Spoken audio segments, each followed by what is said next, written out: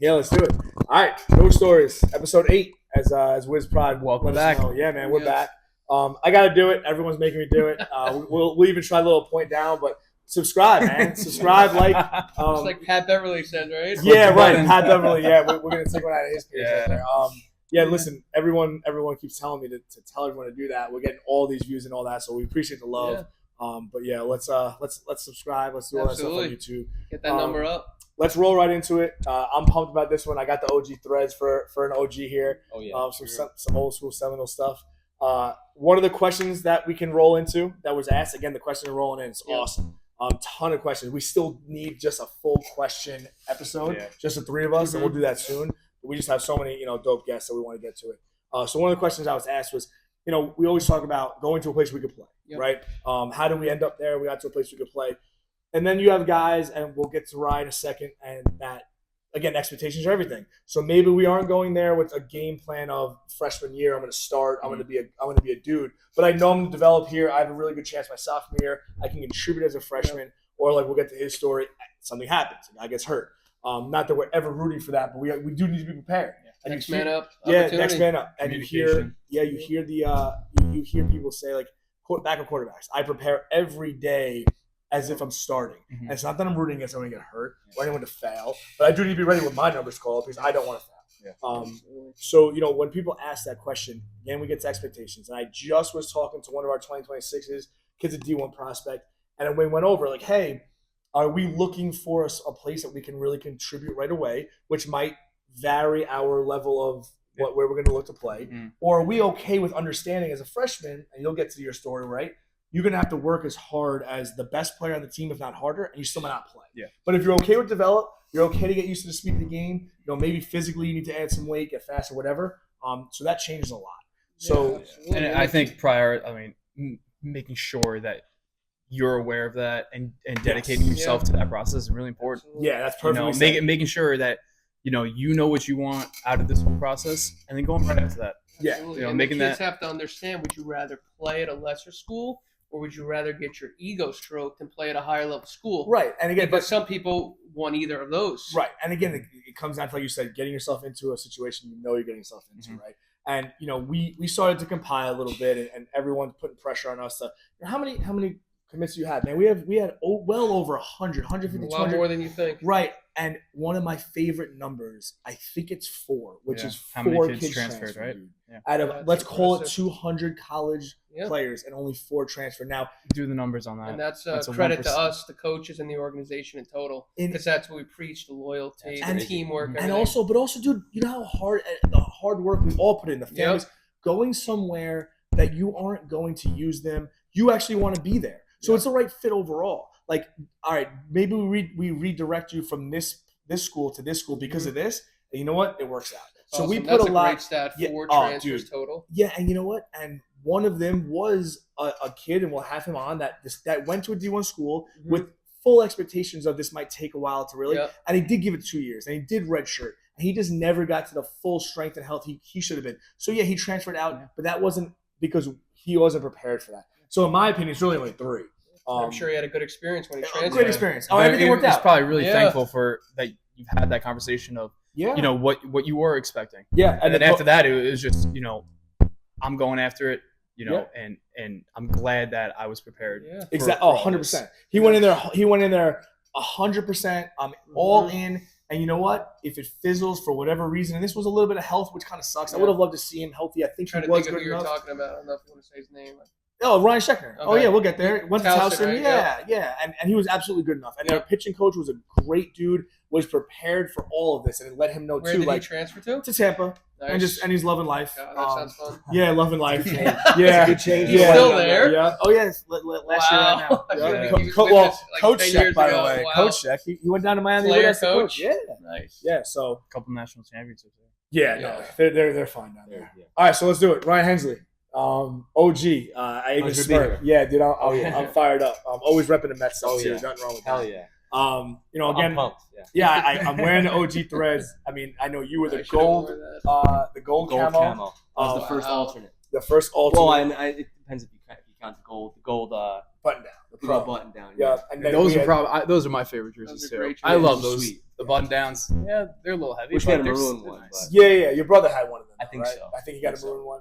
Yeah, you were swaggy before swag was kind of Oh cool. yeah, You look were- good, look Yep. good. You feel good, you Yep. play good. Oh yeah. Yep. So we'll for a minute or two just because it's fun, man. That team was gangster. It I'm was. trying to Oh, think yeah. of the kids. Oh, Was Cosgrove. Macumsey on that team? Well, Oh, McCumsey did. McCumsey did DH a little bit for us. Really? P-Mac Yeah. break when he needs to. Yeah. Nobody messed with us though. No, and you know what? That was raw. That was a bunch of dudes that were coming in here with me and Mike and training and like got to know each other a little bit. Franklin Square kids, right? Yeah, but like it was even like a Richard Matone, right? Like yeah. like dudes like that. JB, J Brush. Yes, yeah, Brian yeah. Carroll, Yep. like bunch Dude, of dogs, man. I coached Rush was and his brother. JD was Daler our catcher? Daler and BC flip flop. Right, exactly. Daler would go play center field, BC Yep. would catch and invite you. You know? Yep. And more guys that wound up playing college ball before we even really knew what we were doing with Yeah. that whole process. Yeah. But that team was legit, and one of the things I loved about that team was we were probably right away cemented like the number 2 team in line. And let's give them credit. HCMH was the thing at the time, the Titans at the time. But my guys came in here were like, how do we beat them? All right, we're beating everybody else. Nobody wants our smoke here. Yeah. But all right, how do we go beat them? Yeah. There wasn't that time of like, I want to go join them. I'm going to Kevin Durant this whole situation. Yeah. And that's why I fell in love. Listen, I fell in love with coaching in this industry because of these dudes. Yeah. I didn't even know I wanted to be a coach. I'll tell you what. I was talking to one of my guys that I train now, who's 13, and he's looking to maybe jump an organization, and I can't speak enough about what we had. Right. Like I knew you were my guy, Yeah. my coach from age 14 to 22, and even now I shoot you a text whenever, like because you're one of my guys. But like the core group of guys we were there day in and day out every single year until we all graduated. Yep. Like the only thing that changed was any POs that can come down and throw, and like we were still cool with anybody that came down and threw. Yep. Like we were just close. Yeah. Like, and even the families that were together, like Like I said, you guys made me fall in love with coaching and this industry. So I'm forever grateful. Everything. Yeah, dude, everything, all the experiences and them trusting the process with me and accountability. That they also taught me accountability. Like, I made a mistake, and I'm like, I just messed that one up. And they were just like, that. They're like, yeah, coach, you did. But that also allowed me to be like, Ryan, why are you throwing that? What years were those? Dude, what year was that? 2016. No, I mean 2016. I was a freshman in college. Yeah, So I no, was playing in wow. college. 13, Oh my 12, 13. God. Oh, I'm old. 13, Yeah, college. I graduated New Haven in 10. And I must have been 2012. You must have been 24. 11, 12. Yeah. Yeah, I was young. I was Yeah. young. 'Cause Yeah. we started 13 in fall. We played up Yep. with like Yep. our core group of Franklin Square Lightning, but Shaman guys too. What's his name? Shaman guy. Well, JD was a Shaman guy. JD, yes, but Goulart. Oh, Mike yeah, Goulart, yeah, really? yeah, we had That's BG. Ryan, I Yeah, met. BG. That was the Yeah. first team. We played Wow. Wood Bat Fall League, Yeah. forcing you up when we were all 13. Yep, Nice, you're right. sick. Yeah, and we wound up adding Z-Mass. Yep. CeeLo. C-Mass, We J-Mass, got those. CeeLo, yep. That was a huge trio to get. Yeah. Mass Angeles and CeeLo. That Yeah. brought us. Yeah. And we can go down to Florida and compete and Yeah. that kind of thing. So And I Ryan, think the do you best- see any big differences in the travel baseball world then to now? Oh, I mean, like, yeah. It's What's a lot something of. I don't see enough organizations that have what I had here. Yeah. In terms of stability, like I know that in the summer, in Mhm. prime time, like my team is my team. In the fall, like kids don't play football. Sure. Yeah. They go out and play, and for the most part, we all knew each other because we all practiced together. Uh-huh. But like, there's too many times where like, oh, I'm not playing here, so I'm gonna go jump ship and I'm gonna go play somewhere Yeah. else. There's no like, oh, or you have a new coach next year, like. right. Like you get thrown in a mosh pit and you're just separating into teams year over year. Like that's not That's something not you fun. want. And That's it's not how you're also- going to build something special. No. And I think it's No. like going back to the team that you had with Evan coaching.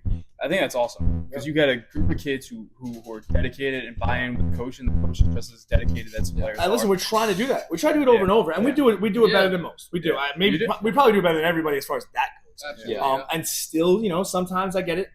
The grass could be greener, or so they think, and whatever. But it is cool that we're staying true to who we are. man. And again, it still is family, and that's why that's how this podcast is here, right? Mhm. Every week we have different age guys, and we're getting married now. Look at Yeah. you, bro. Yeah, Congrats it's on that. crazy, man. Yeah, thank you. But that's And that's a great. testament to that team's character. Hell yeah. Mhm. Hell yeah. I just one more thing on that team. Like, if something went wrong, and you know how you have your coach that just instantly goes out to the pitching mound. Like, Mhm.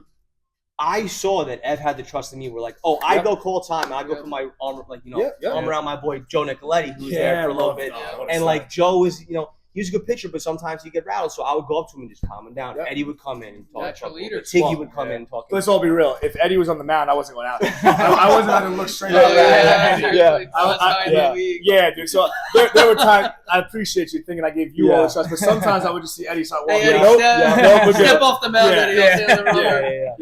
No, Blue, I'm just filling in the holes. Like, why are you on the mound and the pitcher's on the grass? Because he's 6'7", dude. I want him to do that. So yeah, no, unbelievable times. So now let's get into, we just talked offline real quick, and the beginning of the process, recruiting process for you, and you were raw with it because we didn't really know what we were doing yet. Yeah. I was talking to coaches, reaching out because you guys could ball. I mean, we had 13 dudes on that team. I think 11 of them played college baseball. Yeah, even Joey Nick had some highlights in his career, and Cosgrove, he could have stayed healthy, probably would have had a better college career, but he still had some opportunities. So we had some good stuff. John Daler was at Steelers Post for, I guess, all 4 years. Yeah, I played him. Yeah, right. A bunch, Crazy. So I know, and we were talking about it, I know you originally potentially had offer from CW Post, Molloy, and then I guess Delphi as well. Yeah, those were the 3 that I was interested in. I just, I was all set to go to CW Post, and something happened where, we just shifted gears, and I went to a prospect camp from Molloy, and I lit it up, and I actually got a call on the way to getting the lift in with you and Monty. We were doing that CrossFit style thing over there. And I got a call on the way home, and he just said, I love what I saw, and just gave me a roster spot right there. And that's what we want to get into, right? So everyone thinks, okay, I'm committing to Molloy. You're going to get full scholarship. Yeah, no. It's your academic money helped big time. Yeah. So again, we always find a way to talk about that so much because your right? grades, man. We don't even want to, but we have to. Yeah, we have to. Yeah. So we get the academic money, and we get a roster spot. Take us through what that means as a roster spot. What are you up against as a freshman going in? What were your expectations? So, my expectations was go in and work harder than everybody else, and hopefully find some playing time. Sure. Even from here, I would come down and hit at 8:30, 9 o'clock at night, weekly, and I would do the same thing there, where I would show up 2 hours before practice and just hit. Nobody told me to. Right. There wasn't a precedent. I just showed up and did it, and more people started to do that. And, one thing led to another, and then I ended up getting a lot of playing time because a senior actually went down due to an injury. When I came up as a freshman, I was facing guys like grown men. Yeah, you were ready. You were ready for the moment. You keep preparing yourself in the offseason. For sure. And there's a reason why that coach put you in the lineup, because he saw how dedicated you were to the team. Because he's going to trust him over a kid that's 100%. Showing up 2 minutes late, strolling in 5 minutes late. He's he sees this kid Ryan get 2 hours every day. Yeah. I'm going to trust him over a kid that just came here late. Yeah, and this it also goes back to I'm able to express to those coaches you're getting more than just a player. I've been told by a lot of coaches when I first started as a coach going through this process, I'd be like, yo, listen, Ryan Hensley, the type of dude you need in your locker room, you need in the clubhouse, you need all that. But a lot of schools would be like, well, dude, lead with how good he is first and then close with that. Because sometimes it's I don't want to overshadow how good you are as a ball player. They do need you to ball. They need you to get hits. They need you to make 100%. Plays, to be flexible at your position. So I learned that the hard way. All right, I got to make sure he knows that's my closing arm. Mm-hmm. Okay, what are you going to do to separate yourself from a kid that might be a little more athletic, that is a little bit faster, whatever? Well, he's going to outwork him, and then by the way, he's going to bring that culture of I'm going to outwork him. I'm going to earn that spot. Yeah. So because they're going to take that kid Ryan with that 6 tool if they have the same skill set. Exactly right, and even honestly, sometimes. Even if that kid again is a little more athletic, and I was in a similar boat. They had all these schools had a lot of 6 foot kids that could do similar things that I could do, but I was going to bring that 6 tool as well. That's how I stood out. And you find that in so many instances these days. You're not always going to go 3 for 3. Right. Coaches know you're going to fail in this game, how are you going to react? And what is that Joey's saying? That's 6 tool. Yeah. Right. What is it? Your leadership, what you bring to the team as a culture. Are you a great teammate and all that stuff? And sometimes that's what gets you recruited. The coaches value that. Well, and then also again, we also have expectations. I didn't want you just to go to Molloy and be like, oh, I got another D2 type of player. Yeah. I couldn't wait to see you go out there and show what you can do. Yeah. All right, so now freshman year, you get some playing time. Unfortunate situation for a senior going down. Sophomore year, junior year, senior year. How does your career path go there? So sophomore year, actually, I didn't play nearly as much as I did freshman year, but my mentality, the way I went about things never changed. Right. And then junior year, I ended up coming up and I started to play a little bit more. Got a lot more playing time second base because honestly, I was a defense first guy, but that can always hit as well. And defensively, I was as good as they got.